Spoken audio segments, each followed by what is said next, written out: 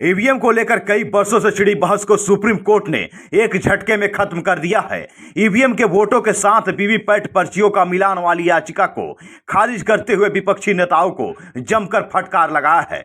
वहीं कोर्ट के इस आदेश पर अखिलेश यादव ने बड़ा हमला बोला है और कहा है कि ईवीएम और वीवीपैट को लेकर लड़ाई बहुत लंबी है, ये लड़ाई रुकेगी नहीं, इसलिए इंडिया गठबंधन को जिताओ और ईवीएम को हटाओ। आगे उन्होंने क्या कुछ कहा है उसे सुनिए।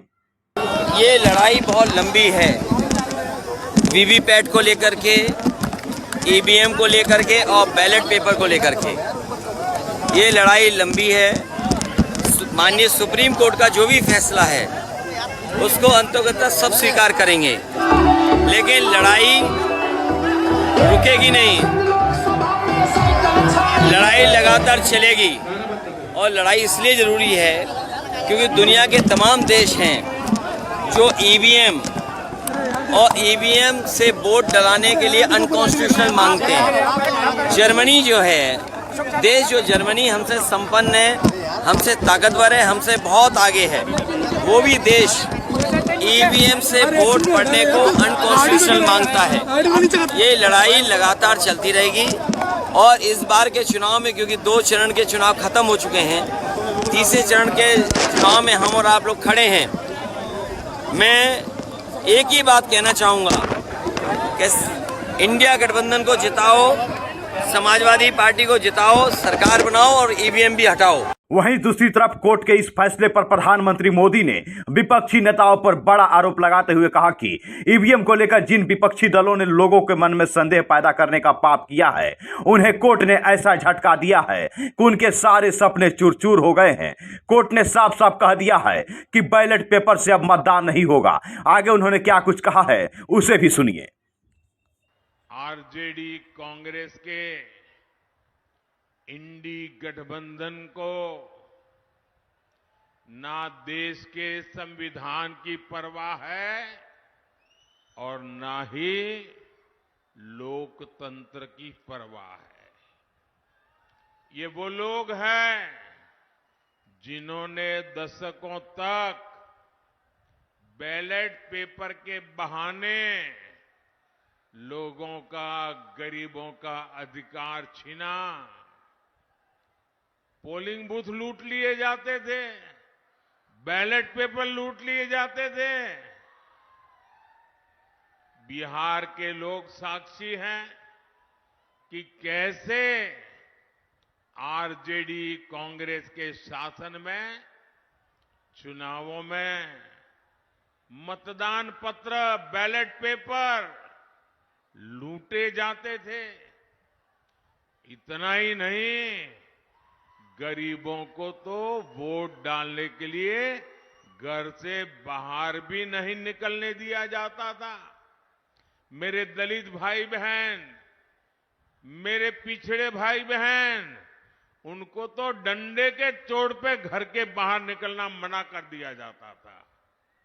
अब जब गरीबों को, देश के ईमानदार मतदाता को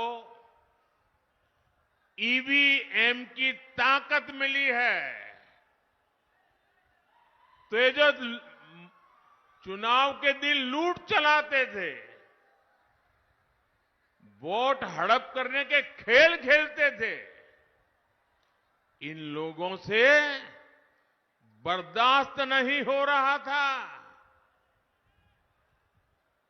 अभी भी वो परेशान है और इसलिए उनका दिन रात यही काम रहता है, कैसे भी करके ईवीएम हटना चाहिए, ये बटन दबाने वाला खेल बंद होना चाहिए, यही उनका खेल चल रहा है। इंडी गठबंधन के हर नेता ने ईवीएम को लेकर जनता के मन में संदेह पैदा करने का पाप किया है। लेकिन आज देश के लोकतंत्र की ताकत देखिए, बाबा साहब आंबेडकर के संविधान की ताकत देखिए। आज सुप्रीम कोर्ट ने अभी 1-2 घंटे पहले ही मतपेटियों को लूटने का इरादा रखने वालों को ऐसा गहरा झटका दिया है, ऐसा गहरा झटका दिया है कि उनके सारे सपने चूर चूर हो गए हैं। आज उच्च न्यायालय ने, सुप्रीम कोर्ट ने साफ साफ कह दिया है कि बैलेट पेपर वाला पुराना दौर वापस लौट करके नहीं आएगा।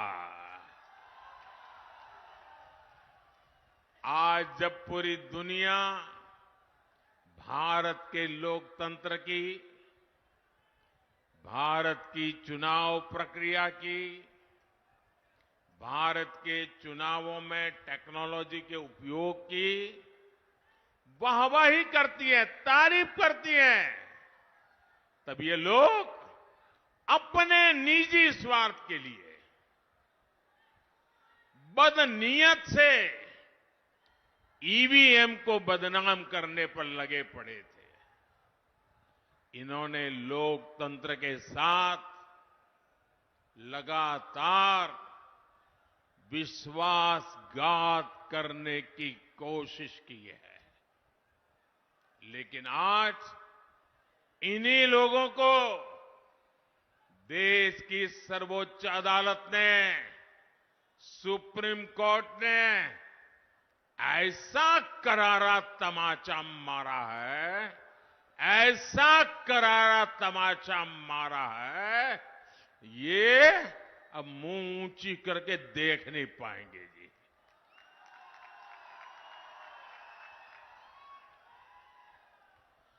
भाइयों बहनों, आज का दिन लोकतंत्र के लिए शुभ दिन है।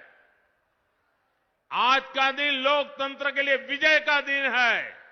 मेरे साथ मैं नारा बुलवाता हूं, बोलिए। मैं कहूंगा लोकतंत्र, आप कहे जिंदाबाद जिंदाबाद। लोकतंत्र, लोकतंत्र, लोकतंत्र। मैं दूसरा नारा बुलाता हूं, बाबा साहब आंबेडकर अमर रहे, अमर रहे। बाबा साहब आंबेडकर, बाबा साहब आंबेडकर, बाबा साहब आंबेडकर। इंडी गठबंधन के हर नेता को देश की जनता की माफी मांगनी चाहिए। माफी मांगनी चाहिए कि नहीं मांगनी चाहिए? माफी मांगनी चाहिए कि नहीं मांगनी चाहिए?